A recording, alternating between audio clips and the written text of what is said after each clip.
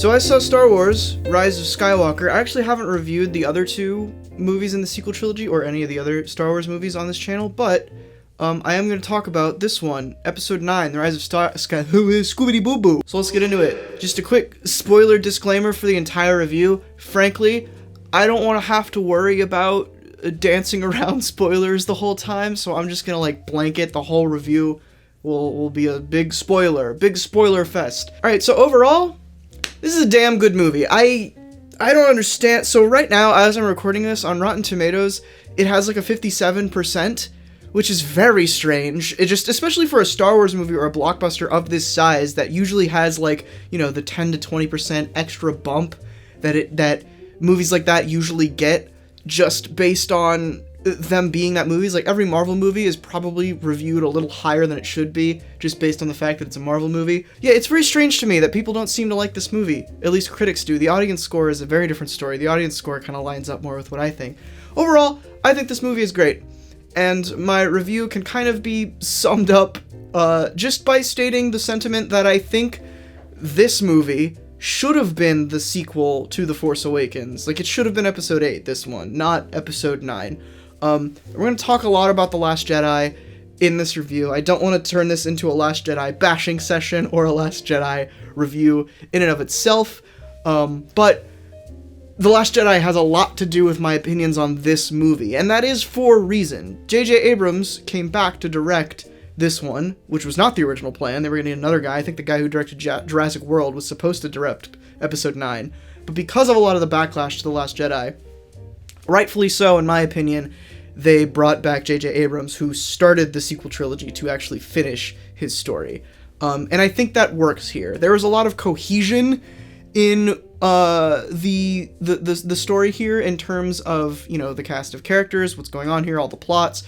It's very cohesive, which I think The Force Awakens had going for it as well. In The Force Awakens, you did sort of have a subplot in The Force Awakens, but for the most part, you got the characters that were being introduced in this new Star Wars world. That is who you were focusing on, and they were together for the most part. Famously, Rey and Poe don't meet until The Last Jedi, but other than that, the gang's all here. The crew is, together. There are missing parts, but it's there. It's cohesive. The Last Jedi, a big thing that it does is it sort of scatters everyone. Everyone is all over the place doing their own little subplot, and, our main three characters, Rey, Finn, and Poe, hardly talk throughout the entire movie. It's very strange. Like I mentioned earlier, it gets to a point where at the end of the movie, they have a line where Poe introduces himself to Rey because they've never met, and yet they are two out of the three protagonists of the sequel trilogy. So it's just weird that, they need to meet in A New Hope. They need to meet in The Force Awakens. They don't meet in Empire Strikes Back or The Last Jedi. That's weird. And that's kind of a reason why I like this movie. And I think another point about this, which just talking about, whether or not you are going to like this movie, I can probably guess that if you really liked The Last Jedi, you vehemently liked The Last Jedi, you will not like The Rise of Skywalker. And if you really liked The Force Awakens, you will probably like The Rise of Skywalker. I'm kind of in that camp. I didn't hate The Last Jedi. When I first saw it, I thought it was great. After watching it a few more times, my opinion kind of soured over time. I still think it is a very visually stunning movie with a lot of fun elements that just don't get used or executed well enough. It has a lot of cool ideas that just aren't taken to the extent that they should be, or just aren't executed in a fun way. An example, Luke Skywalker abandoning the Force and kind of becoming this jaded old hermit. Great idea. In execution, it sort of falls flat. And there's a lot of that in The Last Jedi. The subplot with Finn and Rose going to a different planet and exploring ideas of a bigger galaxy, and the grays of, war profiteering and stuff like that. Good idea. Did we need it? And was it executed well? No. That's kind of where I stand on The Last Jedi, but I know a lot of people really like that stuff. They like a lot of that because of subversion of expectations or whatever, which I agree. Subverting expectations is fun and it's a good thing, but when that's your entire movie, and that's all it is subverting expectations, it kind of starts to feel like you just wanted to make your own stamp on this trilogy of Star Wars movies instead of doing the right thing in a storytelling sense and telling a good sequel to The Force Awakens, which is what I think, bringing it all back, what I think The Rise of Skywalker does here is it acts as a good sequel to what J.J. Abrams set up in The Force Awakens, which also, I really like The Force Awakens. So to sum all that up, basically, I think The Rise of Skywalker does what The Last Jedi should have done, which is bring all the characters together, tell a story with them, a cohesive story where there's not much else going on, it's just their story, and then, you know, having that play out, and answering questions that were set up in The Force Awakens, or continuing themes that were set up in The Force Awakens. And honestly, The Last Jedi did do a lot of throwing out what Abrams set up in The Force Awakens. Rian Johnson decided that he wanted to subvert everyone's expectations and do what people didn't think they were going to get. You know, throwing Rey's parents out, that's kind of the biggest one. But, you know, Snoke's nothing, stuff like that. Like, or they kill Snoke.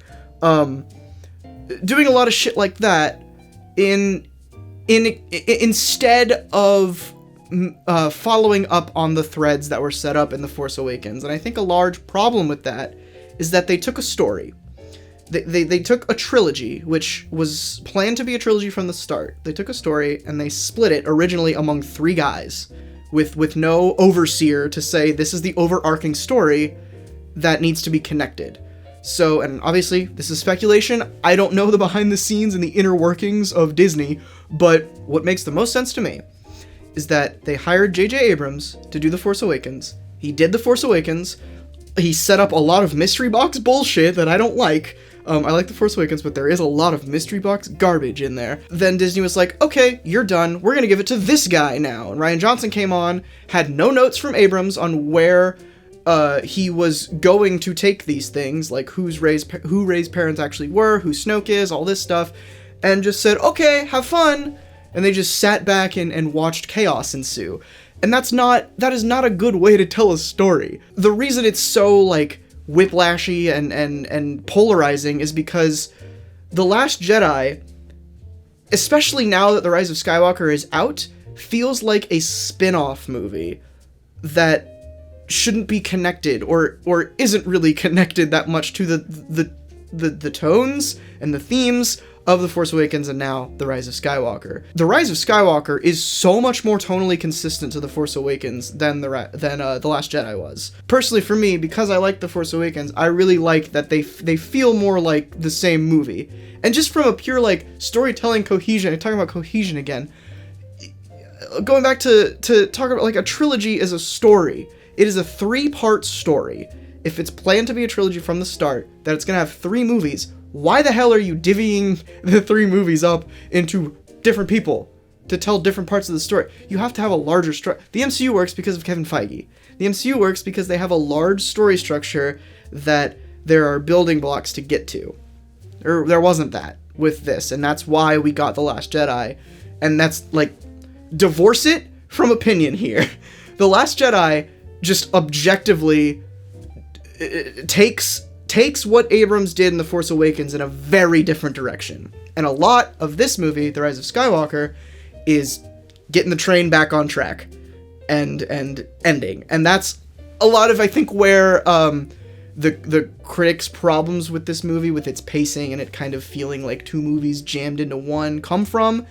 And honestly, I don't really blame anyone there. I don't super agree with the pacing problems. I do agree that it does kind of feel like 2 movies in one, but frankly, that is because it kind of is 2 movies in one. J.J. Abrams not only had to finish the sequel trilogy, he had to fix a lot of the stuff that Rian Johnson did, or at least take a step back and tinker with it to make it fit what he wanted to do, which you could argue is just doing the same shit that Rian Johnson did, but I'm going to give a lot more credit to Abrams here because he started it. Like, you could probably say that a lot of the stuff that you see in The Rise of Skywalker is what J.J. Abrams initially had planned in The Force Awakens, but either no one listened to him, or they wouldn't let him give notes, or maybe he didn't know any of this, and he's just back to do it now. But at the end of the day, this feels more like the conclusion, or at least a a sequel to the world that Abrams set up in The Force Awakens, way more so than The Last Jedi did. I want to talk more about The Rise of Skywalker undoing a lot of what The Last Jedi did, and how, you know, there is a big difference between how Rian Johnson undid a lot of the stuff in The Force Awakens and how Abrams undoes a lot of the stuff in The Last Jedi. The main difference here, I think, is respect. There is a lot more respect and care taken in The Rise of Skywalker of retconning or, you know, just minimizing a lot of the stuff that happened in The Last Jedi. The reason I kind of air quotes with retconning was because there is only really like one big retcon in this movie that you could consider to be an actual retcon. I think a lot of the changes or the stepping back in this movie aren't exactly retcons. They're just shifting gears, like changing focus. Like a retcon to me, coming from a comic book perspective, is changing something entirely. Like, you saw it happen one way, and in this movie they change how it happened. That's not really what's happening here. It's more like the example of The Last Jedi introduces Rose Tico, a character that they sort of is fine in and of herself, but they sort of shoved onto screen and gave way too much screen time when they should have been focusing on their core characters instead of introducing a new core character in the middle of a trilogy. She is not thrown away in this movie, but she is minimized to the role that she should have had in The Last Jedi, which is a supporting character, not another main character. Pretty much at the beginning of the movie, Rose says that Leia wants her to stay back and not go on this big adventure to do some rebel shit. That's perfect, that's fine. And she gets the story and the character beats that she deserves. It's not like how Rian Johnson decided to throw Abrams' plot point about the lightsaber out the window at the beginning of the movie. It's more like Abrams just decided to take the things that Rian Johnson did in The Last Jedi down a notch to where they probably should be, like Rose being a supporting character instead of a main character.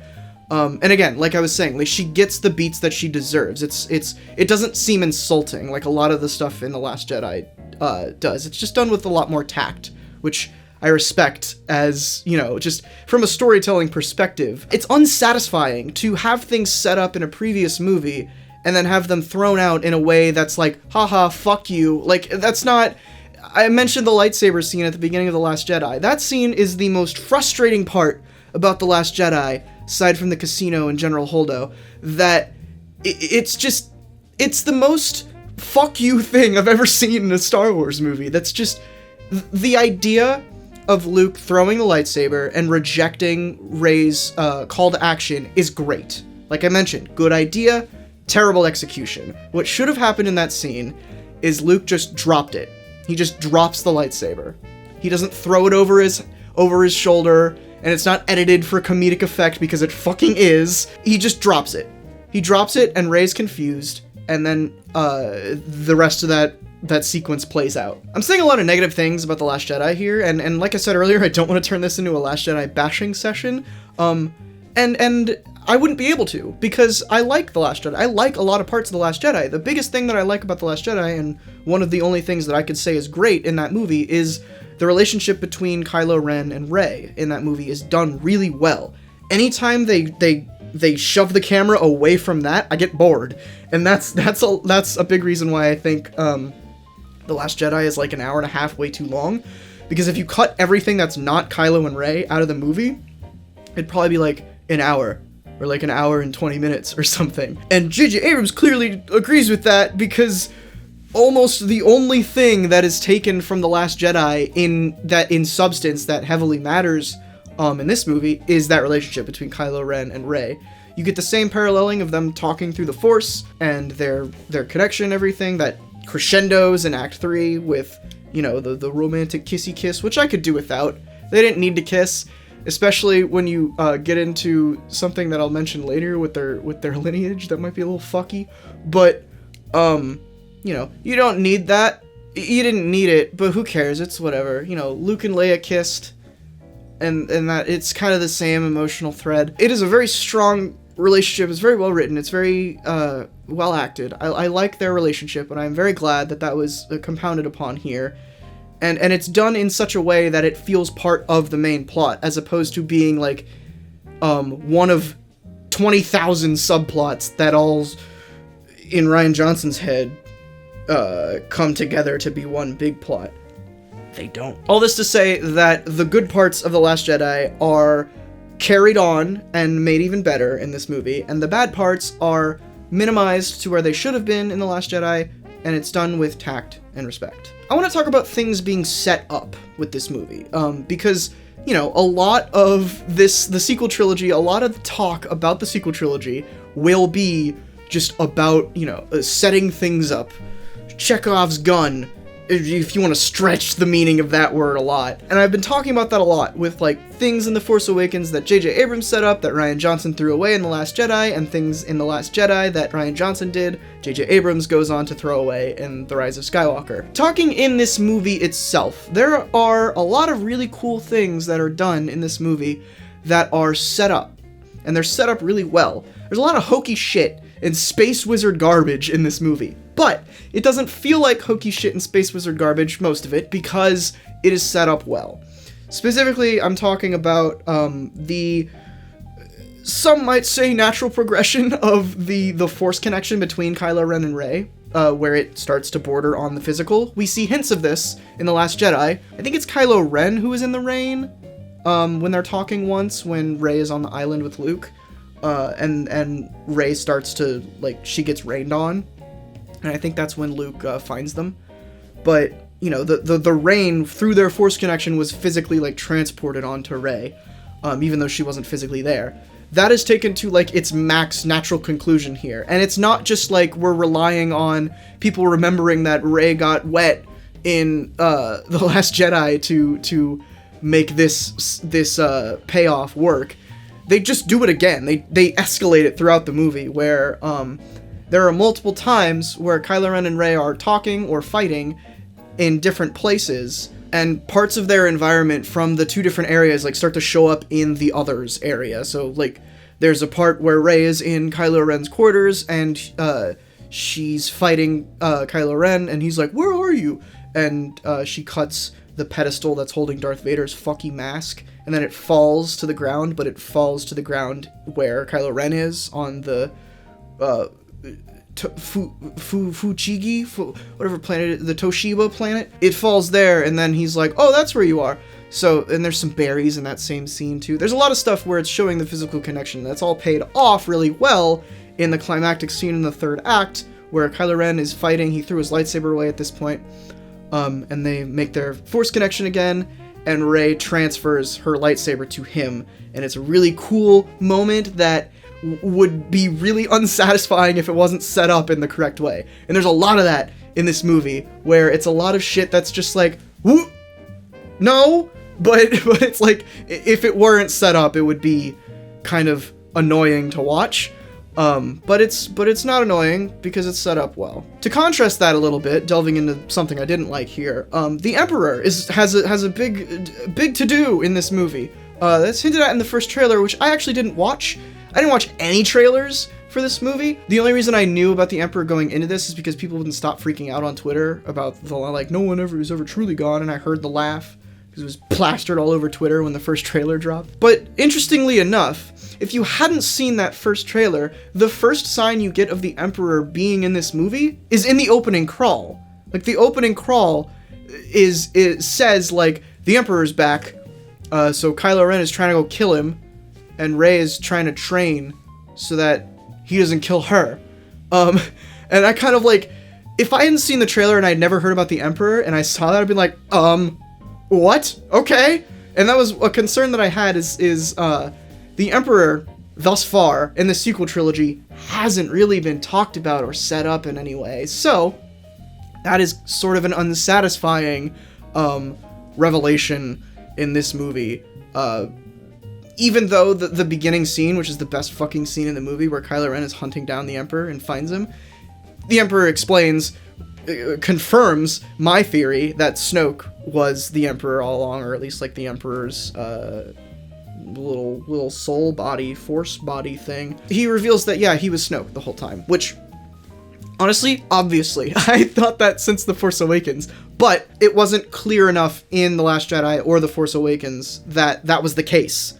The only reason I thought that was because, as someone who's read some expanded universe stuff and has played a lot of the Old Republic and a lot of stories in the Old Republic era and different eras of Star Wars, there kind of always is somebody who embodies the Emperor. So, you know, I see big bad Snoke guy who is mentoring the Darth Vader analog. I'm like, oh, that's the Emperor, he just looks different. So it's like, it made sense to me, but in a vacuum, the Emperor just showing up in the sequel trilogy doesn't really make that much sense. It's not that satisfying. It would have been a lot more satisfying to be Snoke, for Snoke to be there and it just looked like Snoke and it still be Snoke. But then the reveal is not that the Emperor was Snoke, but that Snoke was the Emperor, if that makes any sense. But again, you couldn't do that because Rian Johnson killed Snoke. And this goes back to, I feel like J.J. Abrams is his intent the whole time, or at least what would make sense, is that, yes, Snoke is the Emperor. He was pulling the strings the whole time.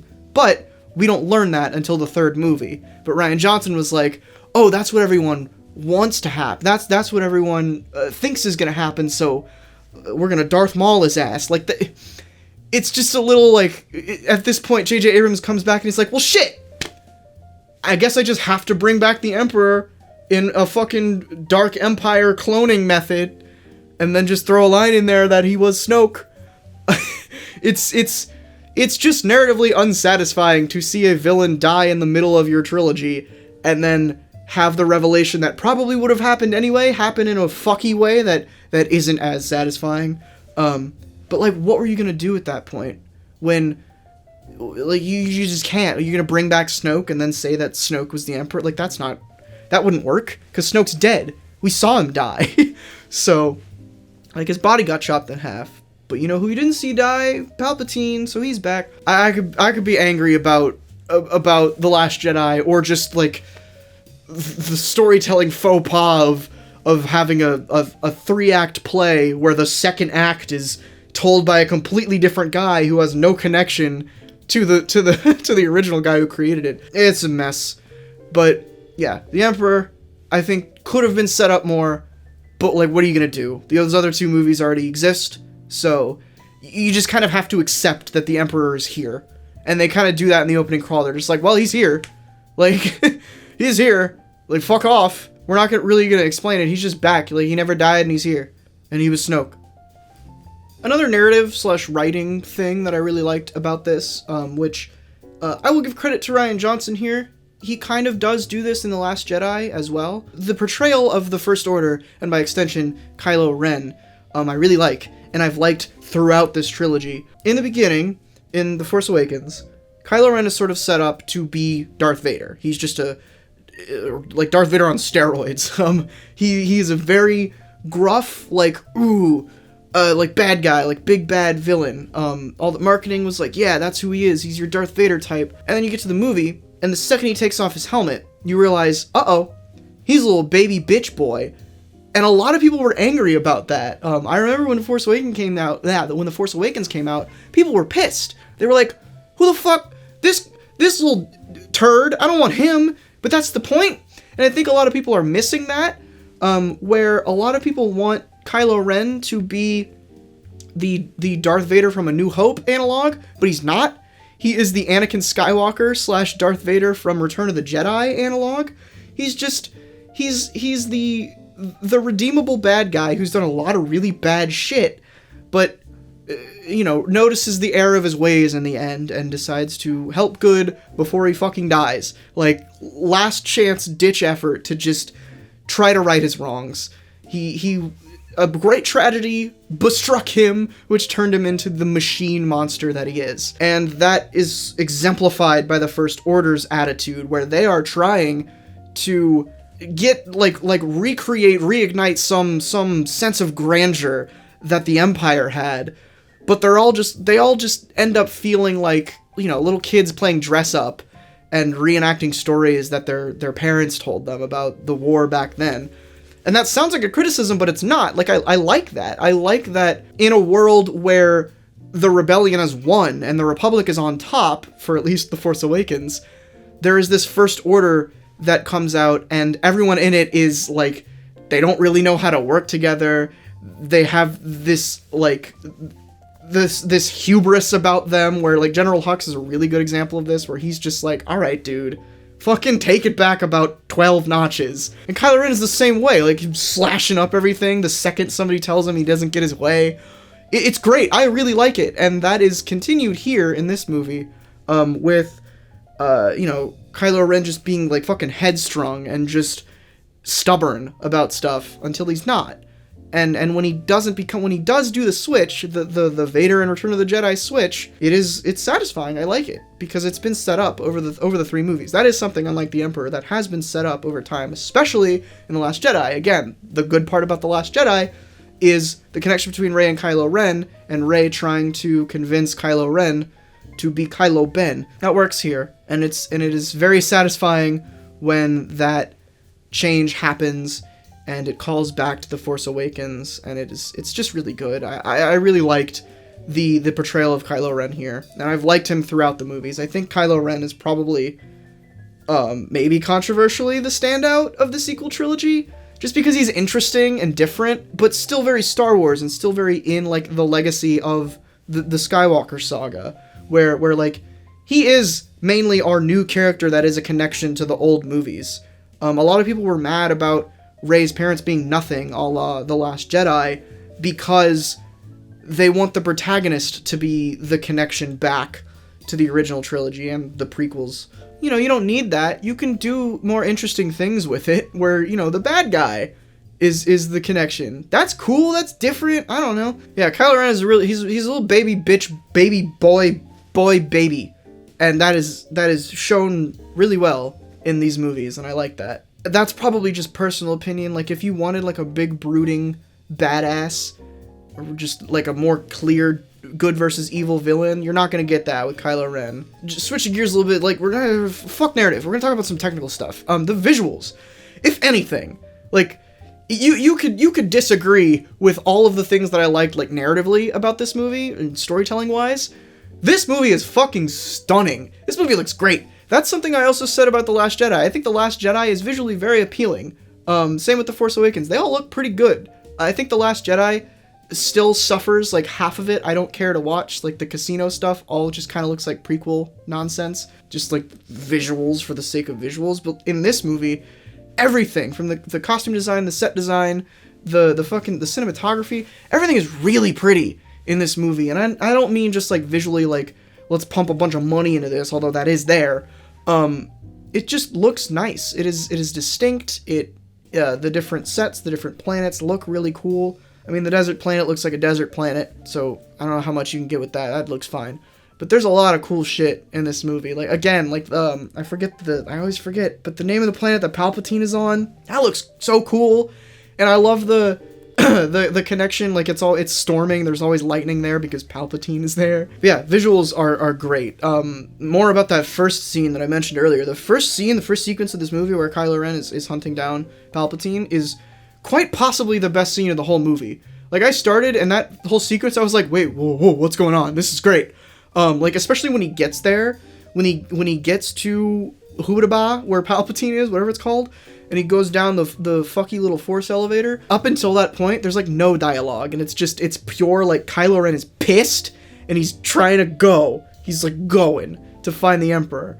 I think it would have been more impactful if the reveal that the Emperor was alive was the stinger of The Last Jedi. That would have been really good. Kind of like the end of, I don't know why I'm bringing up God of War now, but the end of God of War 2 is Kratos and the Titans rushing Olympus, and then God of War 3 opens with that massive scene of them rushing it. I think that would have been a better thing. Like, here's a massive cliffhanger, kind of like how Empire left off. Like, J.J. Abrams knows how to open a movie, apparently, because The Force Awakens also opens with a really fucking good scene. It actually might not be the first scene of the movie. Whenever I think of the first scene of The Force Awakens, it's the scene where Poe is getting the thing from the old man, the map to Luke Skywalker from the old man, and Kylo's there, and he's fucking everyone up, and Finn's there, and he can't shoot a guy. That scene. I don't remember if that is the exact start of The Force Awakens, but that scene is what I'm talking about. How about this? Uh-oh.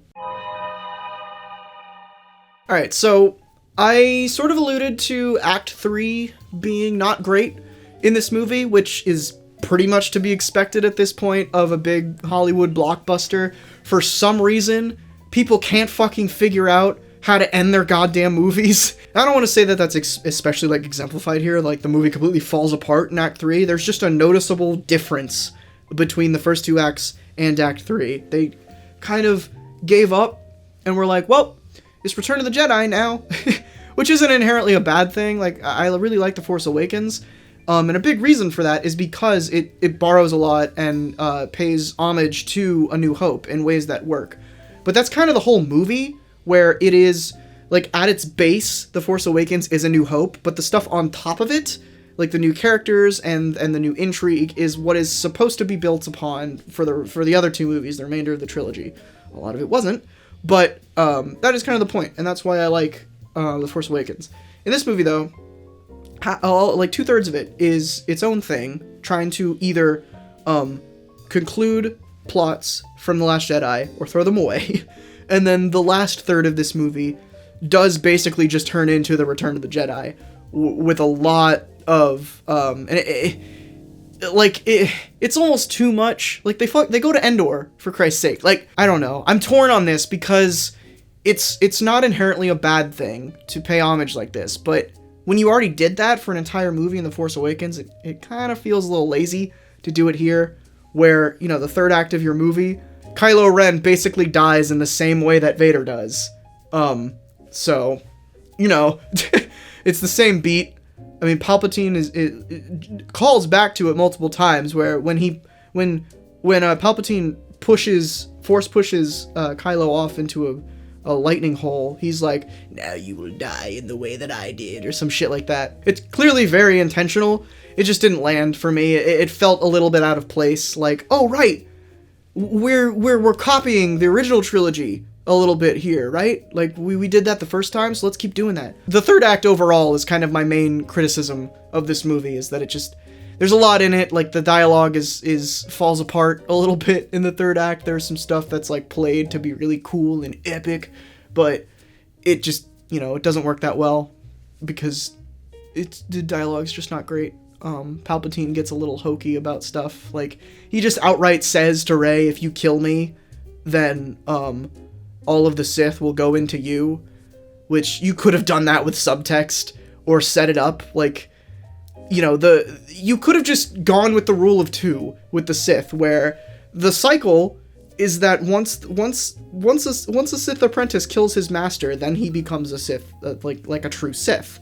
I don't remember if that's just expanded universe stuff. I'm pretty sure that is echoed in the prequels a little bit with Dooku and shit like that. You know, they could have just played with that a little more, talked about that, instead of Palpatine just being like, hey, you can't kill me even though you want to, because if you do, then you'll become a Sith, you'll become the Empress.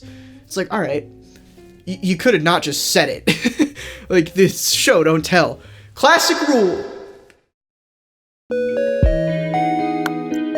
We're gonna talk about the big spoiler, the Rey spoiler. Rey does have parents that matter, sort of. Kylo Ren was only telling a half-truth. This is the one thing that I will agree is pretty much a retcon. Like, it's pretty visibly a retcon. Maybe even a retcon that Disney ordered. Rey is Emperor Palpatine's granddaughter. How? Why? They don't really explain it. But that is the case. I am so fucking torn on this reveal.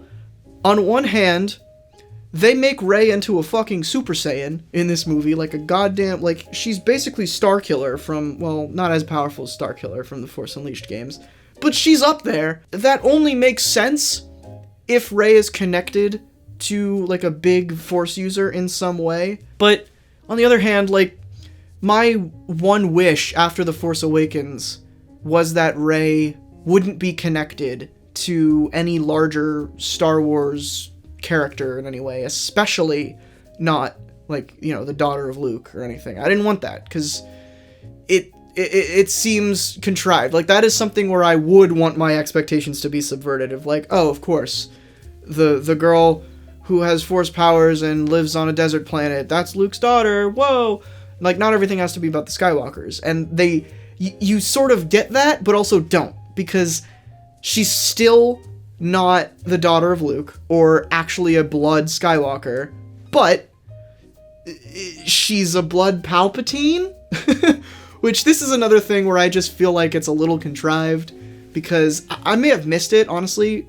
Kylo Ren was talking real fast when he was revealing this information to Rey, but I don't know when Palpatine had a kid, or even if he did have a kid, or if this was just like another Force manifestation, because, like, that's possible. They never outwardly confirm that Anakin Skywalker is the son of the Emperor, but he is. He fucking is. He is. Like, shut up. If you don't think he is, he is. He's the son of the Emperor. The Emperor basically tells him that in the Clone Wars. I think it's the Clone Wars. Might be the Revenge of the Sith. I don't remember. The scene where he's talking about Plagueis. If that happened with Rey, that would make a little more sense, but I don't know if they explained that. Because then the question becomes, alright, of Rey's parents, which one is related to Palpatine? Why aren't they super strong in the Force? And why don't we know more about them? And why wasn't that explained very well? So now that I'm kind of vocalizing this, I feel like the only thing that makes sense is that Palpatine did what he did with Anakin again. Like, he was just like, alright, I need another avatar to help Kylo Ren become, be strong boy again. So I am going to impregnate this woman who is in this relationship with this guy, these junk traders who don't mean anything. Like, he seems to like to do that, because he did that with fucking Smudgebow. Anyway, I guess he probably did that. I will accept that into my headcanon. They should have explained that in the movie if that were the case. I still don't know if I like that reveal. I like that Rey is... A criticism I had of The Force Awakens, just to... Real quick. Criticism I had of The Force Awakens was that I was annoyed that Rey was able to use the Force in a way that was direct. I understand that if a Force user is using Force powers without their knowledge, fine. That's fine. That's just the Force working through them. But when she decided to actively use a Jedi mind trick, even though she's never seen it performed, that's kind of goofy to me. But it makes a little more sense when you consider that she's Palpatine's lineage. That's what we have. Again, it's like the Emperor shows up and the Emperor is Rey's grandpa. Like, that, it is what it is, I'm just confused about this whole reveal. It just seems rushed. And that is a criticism that a lot of critics have about this movie, is that it feels very rushed. And I talked about this earlier a little bit. And I kind of disagree, except when you apply that sentiment to this reveal, to the Emperor being Rey's grandpa reveal. Like, that is the only part that feels a little rushed and a little manufactured and a little, we should have given this more time and maybe explained it a little more. Like, it's just, oh no, Rian Johnson told everyone that Rey's parents were nothing. Uh-oh. Disney's like, that won't do. People are angry. All the nerds are fucking pissed. Do it over. Fix it, JJ. I thought at one point, before they revealed that Rey's parents were, I don't even know what Rey's parents are still, but that Rey was related to Palpatine. I thought what they were going to do, because of the way they were setting up with the Jedi Hunter, and that Rey's parents left on the Jedi Hunter's ship from Jakku, I thought they were saying that either Rey's parents were very strong Jedi that were being hunted since Order 66, which would have been cool, or that Rey's parents were Sith that were helping the Jedi Hunter, but kind of hated it, so they dropped their kid off here, who they knew would be really strong, but they didn't want the Emperor or Snoke or whatever to seep into. Maybe, I don't know. It seemed like they were going one of two of those directions. And maybe there is some truth to them being Jedi, but it doesn't seem like it. It does mostly seem like, based on this movie, that Rey's parents were scavengers and junk traders that were nothing. And Palpatine impregnated the woman of that couple with Darth Plagueis goofy magic. And boom, there you go, Rey. Very strong, very powerful. So those are the big things. I have a few nitpicks that I want to get into. The first one, talking about lightsabers a little bit. Rey runs a lot in this movie with her lightsaber. I say a lot, it's like 2 or 3 times. But she just runs a lot in like wide shots with her lightsaber like this. Like it's a fucking breadstick. And it looks really bad. I feel like running with a lightsaber only works if it's stationary. But when you're running like this, where it's just like a stick, it looks goofy. It's just like, the visuals in this movie are great, and then you see that and you're like, oh, that's a little funky. And also just on that fact, like, when she is running with the lightsaber out like that, she doesn't really need to have it ignited most of the time. The first time it happens is when she's training on whatever planet they're on, in the Rebel base. She's just running around with it for no reason when she doesn't need to have it out. And that is like super exemplified when they're on the desert planet and they sink below into the cave and it's all dark. She just pulls her fucking lightsaber out and uses it as a flashlight. And it looks really stupid. Like, no, don't use a lightsaber as a flashlight. Another nitpick about R2-D2, he's like not in the movie at all, which is a little annoying. In The Force Awakens, he's also not really in the movie at all. I don't know why J.J. Abrams hates R2-D2 so much, but he really seems to. You could talk about how BB-8 is basically just R2-D2, and R2-D2 probably should have just been in the case of BB-8, which I kind of agree with. In this movie, especially, he's just nowhere to be seen. Like, he's there for a few scenes at the beginning and the end, and it's just strange. I don't know why he's not there, especially when, like, 3PO goes off on the journey and has, like, he has his proverbial death scene, and his best friend ain't there. My last nitpick, which I have to talk about, because it's one of the things I really hated about Rogue One, there's a flashback scene in this, where Luke and Leia are seen training. They reveal that Leia has a lightsaber, and Force Ghost Luke gives it to Rey, and he's like, yeah, we were training, blah, blah, blah, and it cuts back to them training, and they have these masks on, so you can't see their faces, and then they take the masks off, and it reveals video game Luke and Leia. They're all young, they're CG, and they look bad. It is very clearly the same model from Rogue One. It still looks bad. I guess you could say it looks slightly better because she is shrouded in, like, darkness. Luke looks better than Leia does. He still looks fucky, but, like, I don't know, it's just bad. Just don't do that. They could have just kept their masks on the whole time, or just cut away. It's the same shit in Rogue One. Like, she didn't have to turn around, but she did. It just looks weird and unnatural. I don't like the CG complete character of a human.